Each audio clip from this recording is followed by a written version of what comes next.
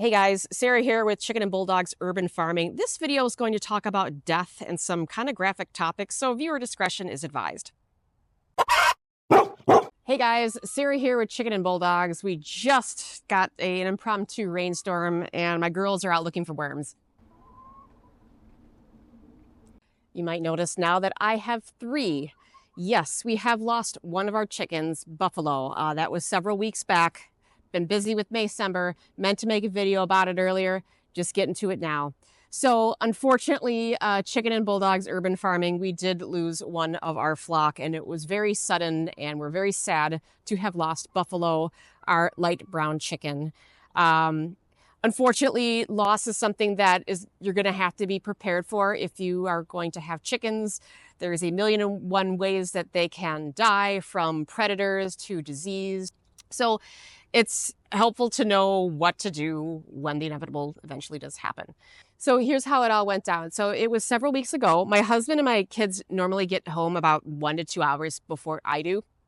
And my kids got off the school bus and they did what they were supposed to do. They went out to the chicken run right behind me here, and they let all four girls open the door and let all four girls free range. We keep them locked up during the day because they have a tendency to be naughty and escape, and I want to be on good terms with my neighbors. So our kids are told when they get off the bus, let the girls out.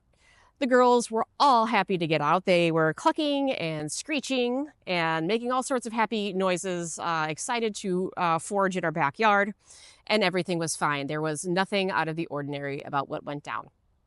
Fast forward to about 2 hours later when I get home, it's kind of more one of these turn and burn scenarios where it's, hey, we got XYZ Kids Sport. We have to get out the door now if we're going to make practice on time. So told the kids, hey, lock the chickens up. We have to get going. We're going to be leaving late for sports. If you don't, the kids ran out in the backyard. My husband and I were hanging out inside. And after about 5 minutes or so, we're like, what's taking so long? So we went out to the backyard, and three of the girls, the black one Pot Pie, our silver one Char, and our rust-colored one Bean are in the run. But my kids cannot track down Buffalo. So we started checking the usual spots. So sometimes they hide under the tractor attachments back there. We checked the window wells in our house. They like to hang out there.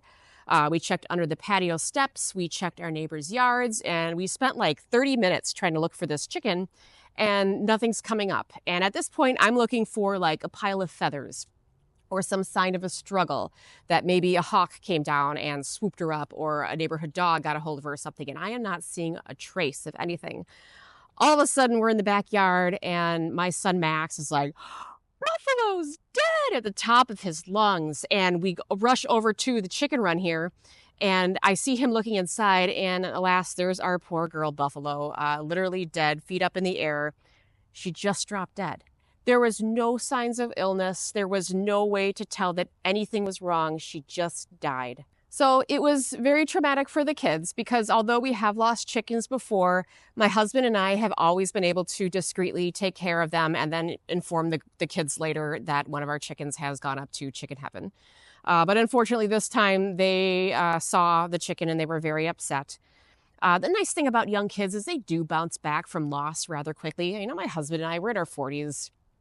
We understand this is going to happen, but it is devastating to kids. But, after you talk about it, they do bounce back rather quickly. And one of the things that we like to do with our family is to make up backstories about our chickens, causing all sorts of mischief in heaven.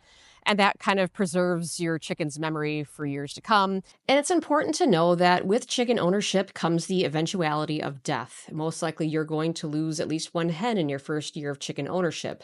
Not only are the list of predators long for chickens, there's also the fact that there's a long list of diseases and disorders. And also, chickens are very overbred and can come with a lot of defects. We suspect Buffalo had a heart attack or some kind of heart defect, and there was no signs of any of it leading up to her death.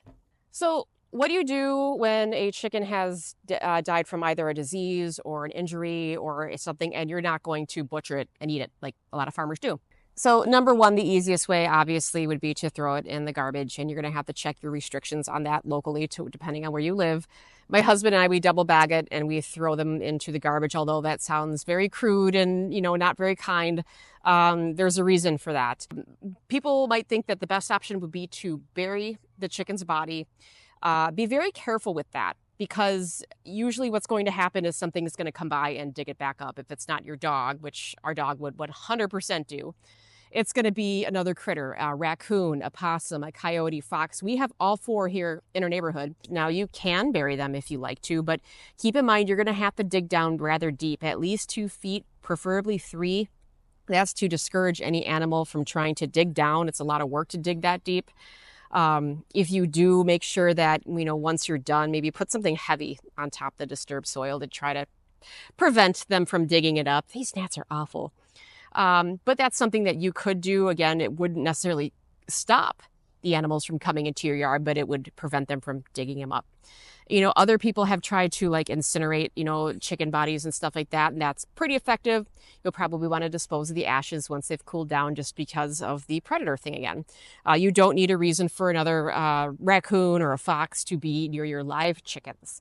And you don't want your dog to eat a decomposing chicken body and get sick from it, which can totally happen. So, what are you going to do now, Sarah? Are you going to get a 4th chicken? No. We've done that. We had 3 and we added 1 and it didn't go so well. Chickens can bully, especially if it's just 1 newcomer versus 3 veterans. The term pecking order is very much based in truth. We don't want to subject any new chicken to any kind of bullying or injury or things like that. We're probably going to wait till the point when another 1 or 2 pass away, and then maybe introduce 2, because then it would be 2 new girls versus 2 veteran girls. The newer girls obviously being younger. It kind of almost works out in a little kind of equilibrium type way.